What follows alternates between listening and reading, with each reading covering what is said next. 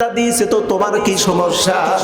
আর সেদিন কয় আল্লাহ গো, তার সেজদার পাওয়ার, তার সেজদার ওয়েট এতটাই ওজন, আমি আর সেদিন সহ্য করতে পারতেছি না। তাহলে বলো কি করলে তুমি থামবে, তোমার কাঁপুনি বন্ধ হবে? আর সেদিন বলে রব্বে কারীম, তোমার ওই যুবক বান্দা ওই সেজদার ওসিলায় তার জিন্দেগীর গুনাহ তুমি মাফ করে দাও। এ যুবক বন্ধু, জীবনের সময়টা কত মূল্যবান, আল্লাহর কাছে মূল্যবান, পৃথিবীর মানুষের কাছে মূল্যবান। কথা বলেন, জীবন শিশুকাল বিরক্তিকার একটা সময়। মা বাবা বলে বা পাড়া প্রতিবেশী বলে ছেলেটা কবে বড় হবে, সন্তানটা কবে বড় হবে, বিরক্ত। এরপরে যখন বৃদ্ধ হয়ে যায়, ছেলে মেয়েগুলো ওই বাবা মা বা বৃদ্ধ মানুষটাকে দেখে বলে এই আপদটা কবে বিদায় হবে, কবে বিদায় হবে। দেখেন না, একটু ভালো করে লক্ষ্য করে দেখুন, সামাজিক প্রত্যেকটা কাজ, রাজনৈতিক প্রত্যেকটা কাজ, রাষ্ট্রীয় প্রত্যেকটা কাজ, সবগুলো কাজে যুবকদের কত মূল্য। সরকারি চাকরি করতেছে, বৃদ্ধ বয়স হয়ে আসতেছে, বলে পরে রিটার্ন দিয়ে দাও, ওকে খারিজ করে দাও, ওর পরিবর্তে আরেকটা যুবক নিয়ে এসে ভর্তি করো। কথা বলেন, আল্লাহর কাছে সবচেয়ে প্রিয় হলো যুবকের ইবাদত। জীবন বয়সে যারা ইবাদত করেছে আল্লাহ পাক তাদেরকে আরশে আজিমের নিচে ছায়া দিবে। 3 নাম্বার, যারা অন্তরটা মসজিদের সাথে সম্পৃক্ত, অন্তর মসজিদের সাথে সম্পৃক্ত। মসজিদের সাথে সম্পৃক্ত অর্থ হলো নামাজ পড়ে আর মনটা রয়ে যায় মসজিদে। কখনই মুয়াজ্জিন আযান দিবে হাইয়া আলাস সালাহ বলে আবার দৌড় দিয়ে মসজিদে যাবে, মসজিদের উন্নয়নমূলক কাজে অংশগ্রহণ করবে। এই ব্যক্তিটাকে আল্লাহ পাক আরশে আজিমের নিচে ছায়া দিবে। সমাজ কেন গড়ো না, বলুন না আমার সাথে, ও নামাজি কোরআন দিয়ে নামাজ পড়ো, সমাজ কেন গড়ো না। নামাজের ভিতরে আপনি যা তেলাওয়াত করবেন, সূরা তেলাওয়াত যা করবেন, প্রত্যেকটা বিধান বাস্তবায়ন করতে হবে। কারণ আল্লাহ পাক বলেছেন আকিমুস সালাম, নামাজ প্রতিষ্ঠিত করো।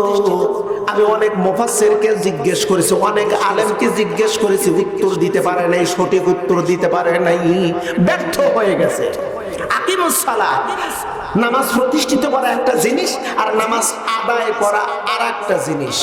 নামাজ আদায়ের ব্যাপারে কোরআনুল কারীমের 2 জায়গায় উল্লেখ আছে, ফাইদা কুদিয়াতিস সালাহ ফান্তাশিরু ফিল আরদ ওয়াবতাগু মিন ফাদলিল্লাহ। নামাজের সময় যখন হবে নামাজ আদায় করো, নামাজ আদায় করে বের হয়ে পড়ো, জমিনে ছড়িয়ে পড়ো আল্লাহর অনুগ্রহ তালাশ করার জন্য। এরকম ভাবে 2টি আয়াত আছে। আর নামাজ প্রতিষ্ঠিত ব্যাপারে 82 থেকে 84 বার আল্লাহ পাক বলেছেন। একটু আল্লাহু আকবার বলা যাবে? নামাজ প্রতিষ্ঠিত কি? নামাজ প্রতিষ্ঠিত হলো নামাজে যা সমাজে বাস্তবায়ন করতে হবে তা। অনেকে মন খারাপ করতে পারে না, একদম বাস্তব প্র্যাকটিক্যাল কথা। নামাজের পূর্ব প্রস্তুতি আছে। পূর্ব প্রস্তুতি হলো কি? শরীর পাক। জরবন কি পাক? আমরা বলি শরীর পাক, না না, পবিত্রতা আদায় করা। পবিত্রতা আদায় করা। পবিত্রতা 2 প্রকার, একটা হলো বাহ্যিক আর একটা হলো আত্মিক। বাহ্যিক পদ্ধতি হলো 3টা। 3 পদ্ধতিতে পবিত্রতা আনয়ন করা যায়। বাহ্যিক যেমন ওযু, তায়াম্মুম, গোসল। ওযু, তায়াম্মুম, কথা বলেন না কা? ওযু, তায়াম্মুম, গোসল। 3 পদ্ধতিতে শারীরিক বাহ্যিক পবিত্রতা আপনি আদায় করলেন। এবার আত্মিক পবিত্রতা কি? আত্মিক পবিত্রতার ব্যাপারে সূরা শামসের ভিতরে আল্লাহ পাক বলেছেন কদ আফলাহা মান যাক্কাহা ওয়া কদ খাবা মান দাসসাহা। যে ব্যক্তি আত্মার পরিশুদ্ধতা করলো সে ব্যক্তি সফলতা পেল, আর যে ব্যক্তি আত্মার পরিশুদ্ধতা পেল না সে ব্যক্তি সফলতা পেল না। কথাটা ভালো করে বুঝবেন। পূর্ব প্রস্তুতি, আপনাকে পবিত্রতা আনয়ন করতে হবে। আত্মা আত্মার পবিত্রতা কি? আত্মার ভিতরে অসৎ স্বভাব আছে 10টি। জোরবন কয়টি? 10টি অসৎ স্বভাব আছে। দেখেন তো, একটু মিল করে দেখেন তো এগুলো আমাদের অন্তরের ভিতরে পাওয়া যায় কিনা। আত্মার অসৎ স্বভাব হলো 10টি। 1 নাম্বার অহংকার। অহংকার ভিতরে হয় না বাহিরে? জোরে বলতে হবে, ভিতরে। 1 নাম্বার অহংকার। কারণ নামাজের পূর্ব প্রস্তুতি পবিত্রতা। বলুন না কি?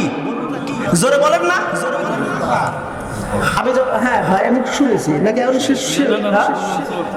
আপনি সময় মতো পেয়ে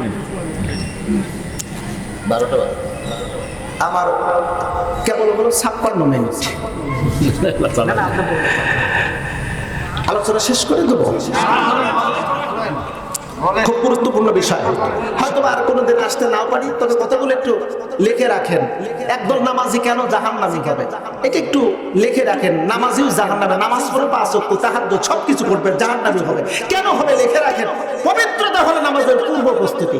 শারীরিক পবিত্রতা আপনি আনয়ন করলেন, কিন্তু আত্মিক পবিত্রতার 1 নম্বর হলো অহংকার। 1 নম্বর অহংকার। আপনি অহংকার নিয়ে যদি নামাজে দাঁড়ান, আপনার নামাজ হবে। অহংকার আসে 4 কারণে। হাদিসের কথা, আমার মুখ বলাটি কথা না। অহংকার আসে 4 কারণে। 1 নাম্বার কারণ হলো, যার যত ইলম বেশি তার তত অহংকার বেশি। 1 নাম্বার আলেমের দিকে নিসবত করা হয়েছে। আমরা বাংলার জমিনে সব আলেম দেখেছি অহংকার দিয়ে ভরা। 1 নাম্বারে হলো আলেম দোষী। যার যত ইলম বেশি তার তত অহংকার বেশি, নাম্বার 1। নাম্বার 2 হলো, যার যত সম্পদ বেশি তার তত অহংকার বেশি নাকি কম? 2-4 জনের মার যত টাকা লাগে আমি দেব। 3 নাম্বার হলো, যার যত ক্ষমতা বেশি তার তত অহংকার বেশি।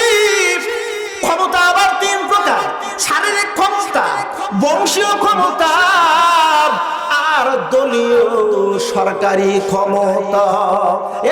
আমার সরকার পাওয়ারে মা 2-4টা। কথা বলেন, কথা বলেন, কথা বলেন। 4 নম্বর হলো, যার যত সৌন্দর্য। মহিলাদের দিকে বলা হয়েছে যে যত সুন্দরী, কুৎসিত কদাচার মহিলাদেরকে দেখলে নাক ছিটকায়। 4টা কারণে অহংকার আসে। অহংকারের আলামত হলো 70টি। ও মুসলিম ও নামাজি, আপনার পূর্ব শর্ত হলো, নামাজের পূর্ব শর্ত পবিত্রতা হওয়া। আপনি ওযু করলেন, তায়াম্মুম করলেন, গোসল করলেন, বাহ্যিক পবিত্রতা হলো।